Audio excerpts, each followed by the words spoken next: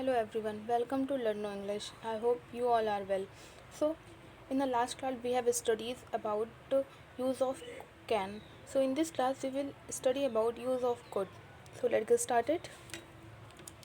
Use of could का use हम कहाँ करते हैं? सबसे पहली बात, कैन का पास्ट कुड होता है। जैसे कि कैन में हम यूज़ करते थे सकता है, सकती है, सकते हैं, वैसे ही हम यहाँ पे करेंगे सकता था, सकती थी, सकते थे और सका। ठीक है, कैन कुड का पास्ट होता है। इसका मतलब ये हुआ कि कैन कुड का पास्ट है तो कैन प्रेजेंट है, कुड पास्ट है। यहाँ कैन में सकता है, कुड में सकता था। सेम एज चीज़ें सेम रहेंगी, बस प्रेजेंट और पास्ट का डिफरेंस रहेगा। ठीक है, तो इंडिकेटर्स ऑफ कुड क्या होते हैं? एबिलिटी दिखाता है पास्ट में, पास्ट एबिलिटीज शो करता है, सजेशन शो करता है, रिक्वेस्ट शो करता है, सीकिंग परमिशन शो करता है। स्ट्रक्चर फॉर्मेशन क्या होता है? सेम एज कैन होता है। सबसे पहले subject, model auxiliaries could, verb की first form plus object plus other etc। तो अब हम इसका एग्जांपल देख लेते हैं। एग्जांपल क्या होता है इसका?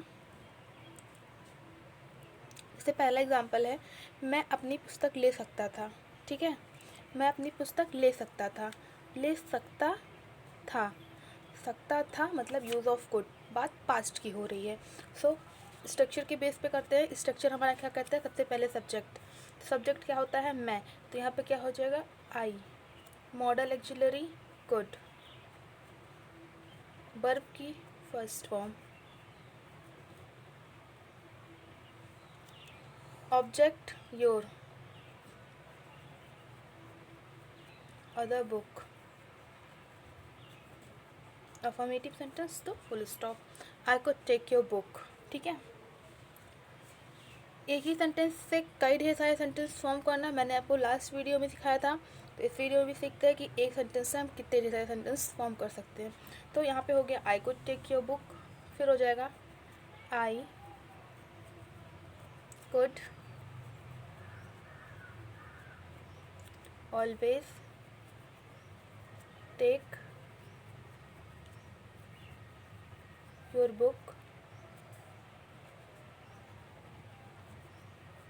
आई could not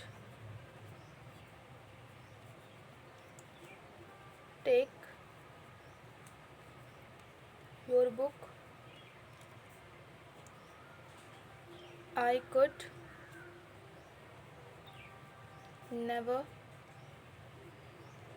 take your book. So ये तो हो गया हमारा सिंपल अफर्मेटिव बेस्ड सेंटेंस। अब हम करते हैं इंटेरोगेटिव सेंटेंस में कैसे होता है। ठीक है, तो इंटेरोगेटिव मैंने बताया था, क्या आपकी बुक ले सकता था, क्या मैं आपकी बुक ले सकता था। अगर हमारी स्टार्टिंग क्या से हो रही तो सबसे पहले हम अपनी मॉडल एक्चुअली को लिखते हैं, तो हमारी मॉडल एक्चुअली सबसे पहले आ जाएगी, देन सब्जेक्ट। तो यहाँ पे क्या हो जाएगा? Could I take your book, could I could I could I not take your book, could I always take your book,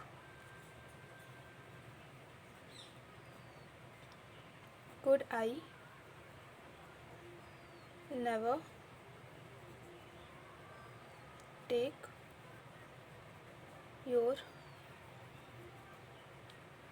book. तो ये हो गया हमारे इंटेरोगेटिव बेस्ड।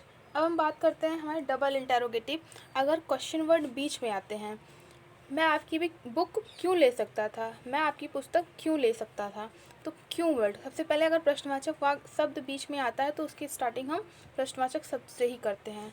तो हम देखते हैं अब उसके फॉर्मेशन को। तो यहाँ पे क्या हो जाएगा? यहाँ पे क्या हो जाएगा? मैं आपकी पुस्तक क्यों ले सकता था। ठीक है, तो यहाँ पे क्या हो जाएगा, why could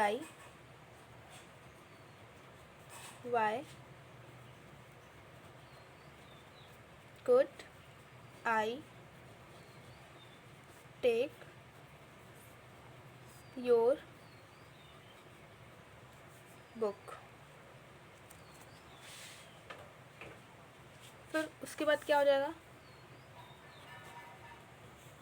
Y could I not take your book. फिर why could I always take your book. फिर why could I never take your book. तो ये हो गया हमारा WS टाइप क्वेश्चन। अब बारी है हु टाइप क्वेश्चन, मतलब क्वेश्चन का सब्जेक्ट, सेंटेंस का सब्जेक्ट ही हु होता है। जैसे कौन आपकी बुक ले सकता था। ठीक है, तो यहाँ पे क्या हो जाएगा, who could take your book. ठीक है, फिर क्या हो जाएगा, who could not take your book. उसके बाद क्या हो जाएगा, who could always take your book. उसके बाद हो जाएगा, who could never take your book. ये तो हो गया हमारा WH टाइप क्वेश्चन। अब इसमें एक की पॉइंट आता है, एक नोट पॉइंट आता है कि नोट पॉइंट ये है कि यदि वाक्य के बीच में कितना, कितनी, कितने, कौन सा, कौन सी, कौन से आदि शब्द आते हैं तो उससे संबंधित नाउन को उसके साथ लिखते हैं। मतलब अगर शब्द के सेंटेंस के बीच में कितना, कितनी, कितने, कौन सा, कौन सी, कौन से इत्यादि शब्द आते हैं तो उससे संबंधित नाउन लिखते हैं। सबसे पहले देख लेते हैं कितना, कितने की इंग्लिश क्या होती है। कितना, कितनी, कितने अगर संख्या के लिए आता है तो हाउ मैनी लिखेंगे। कितना, कितनी, कितने अगर द्रव्य के लिए आता है तो हाउ मच लिखेंगे। द्रव्य मतलब लिक्विड होता है। कितना, कितनी, कितने समय के लिए मतलब टाइम के लिए आता है तो हाउ लॉन्ग लिखेंगे। कितना, कितनी, कितनी दूरी के लिए आता है तो हाउ फॉर लिखेंगे, डिस्टेंस। ठीक है, कौन सा, कौन सी, कौन से, वो विच होती है। ठीक है, अब इसका एग्जाम्पल देख लेते हैं। अब एग्जाम्पल फॉर्मेशन कैसे, सेंटेंस फॉर्मेशन कैसे होगा इसमें। ठीक है, तो हमारा सबसे पहला सेंटेंस है, राधा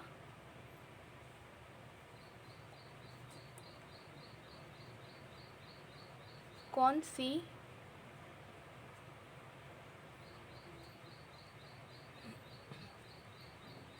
किताब पढ़ सकती थी। ठीक, तो यहाँ पे क्या हो गया, राधा कौन सी किताब पढ़ सकती थी।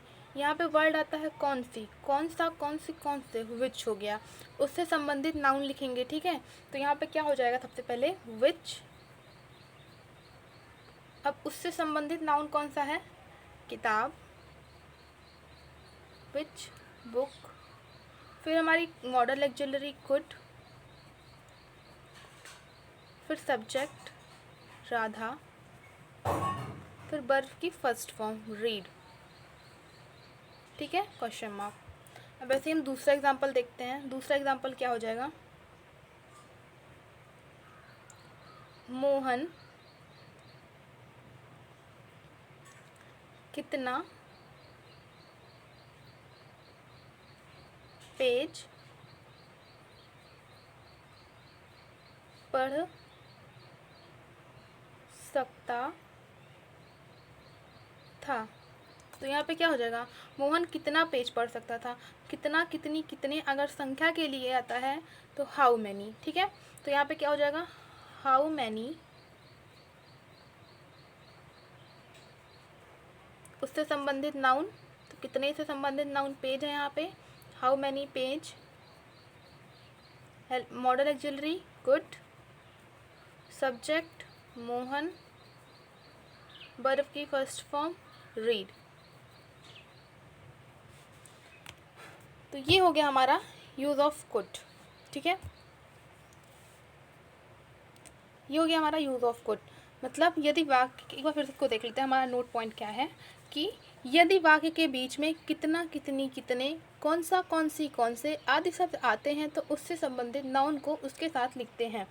अगर कितना, कितनी, कितने संख्या के लिए आता है तो हाउ मैनी, कितना, कितनी, कितने द्रव्य के लिए आता है तो हाउ मच, कितना, कितनी, कितने समय के लिए आता है तो हाउ लॉन्ग, कितना, कितनी, कितने दूरी के लिए आता है तो हाउ फार, कौन सा, कौन सी, कौन से तो विच हो गया, ठीक है। एग्जाम्पल हमने देख लिया है। अगर कौन सा, कौन सी, कौन से बीच में आता है तो उससे संबंधित नाउन को रख के सेंटेंस फॉर्मेशन करेंगे एज यूजुअल, जैसे हम कुड का करते थे। सबसे पहले हमारा कौन सा, कौन सी, कौन से, कितना, कितनी, कितने से संबंधित नाउन, फिर मॉडल ऑक्सिलरी, फिर सब्जेक्ट, फिर वर्ब, ऑब्जेक्ट, द etc, ठीक है। सो आज की वीडियो में देखा use of could. In next video we will learn about use of may and might. Thank you, follow for more. अगर वीडियो अच्छी लगी तो लाइक शेयर सब्सक्राइब करें। Thank you.